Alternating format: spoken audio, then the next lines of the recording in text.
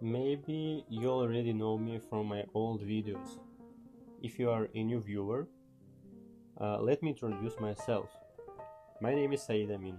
I recently graduated with a master's degree from the University of Padua in Italy.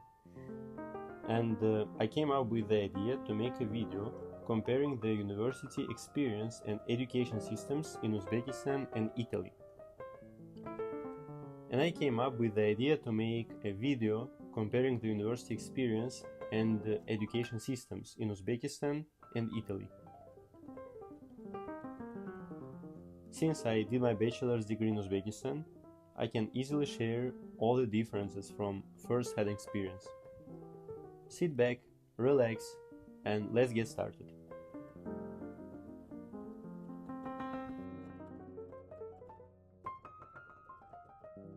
In Italian universities, for the most part, there is no rigid hierarchical system between students and professors. In other words, the professor and the student are practically on the same level. Students speak with them as equals. Now, I don't mean like they're close friends. Basic boundaries and respect are definitely maintained.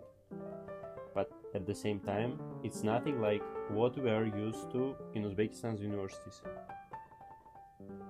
In Italy, it's completely normal to see a professor sitting with students in a cafeteria or a bar discussing various topics, even if they aren't related to the class. If you need to get in touch outside of class, people usually just send an email.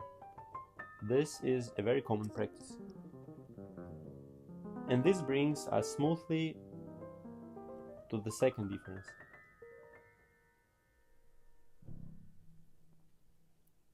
You might ask, why not just go straight to the professor's office? The reason is simple. They might not always be there because university buildings are scattered across different parts of the city. True, professors don't have to travel from one end of the city to the other. The buildings are usually located relatively close to each other, but still, you can't just expect to catch them in one specific room. Because of this, some professors and almost all students use bicycles as their main way of getting around.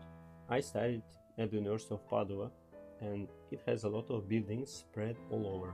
You could say that the university and the city have merged into one. It's hard to even tell where the boundary is. And it's like this in almost all university towns in Italy. City equals university. In Uzbekistan, specifically in Tashkent, there are several separate universities in the city.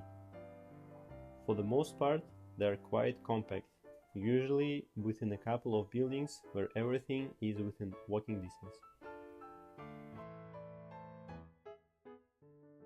In Italy, you can take the same exam 2 or 3 times during a single session. This means that if you fail your first attempt at a subject, you can study more and come back on another day. Or let's say you just aren't happy with the grade you got. You can reject and cancel it in the system within a week and then retake the exam. Plus, if you couldn't pass it during the current session, you can easily take it during the next one. There is no strict rule saying that if a subject was taught this semester, you have to pass it right away. For instance, the very last exam I passed before graduating was a course I took back in my second semester. In Uzbekistan's universities, on the other hand, you have to pass the exam on the first try during the exact session.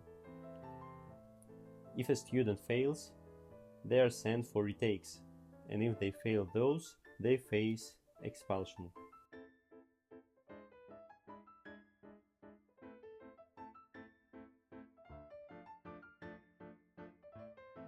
During my time studying here, I never met a single person who was expelled or who was even at risk of being expelled.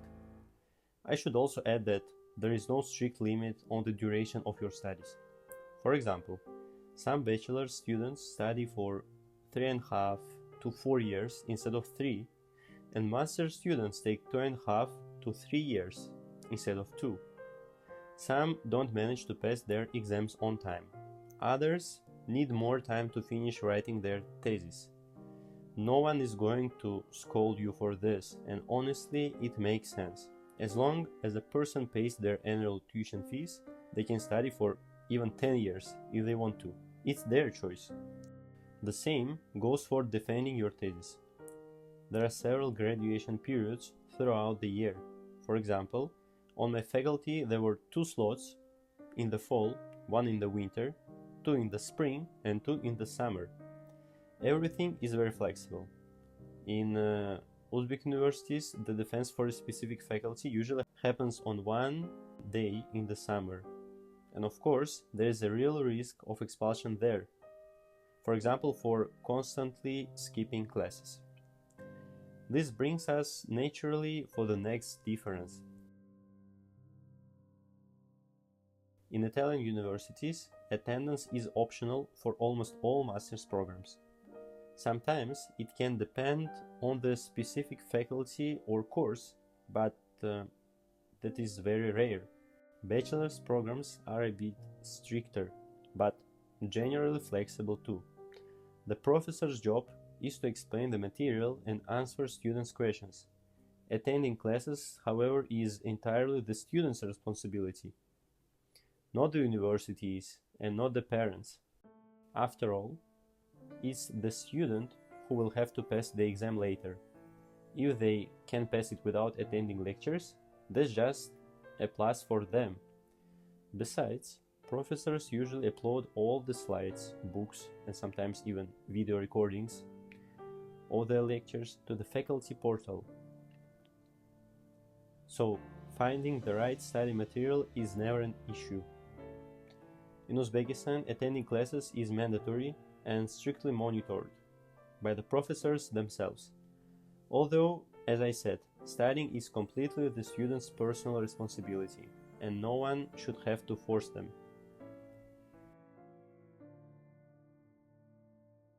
There is absolutely no mandatory uniform or dress code in Italian universities. Students dress however they feel comfortable. There are no bans or restrictions, whether it's jeans or t-shirts or shorts in hot weather. In Uzbekistan's universities, there is a strict dress code and specific appearance requirements. Sometimes, if you aren't wearing the proper uniform, a white shirt or a tie, they might not even let you into the building for class. In Italy, your study plan consists of both mandatory and elective subjects. For example, let's say your entire master's program is 120 credits, with the 20 credits allocated for your master's thesis. Out of the remaining 100 credits, 70 are mandatory courses, and the other 30 you choose yourself from a huge list of available options. This means you choose exactly what you like and find interesting. The program is highly adaptable. If you change your mind about studying a certain subject later on, you can easily swap it in your online student portal. In Uzbekistan, the curriculum is fully set by the university itself as a fixed package, and you cannot change any of the subjects based on your preferences.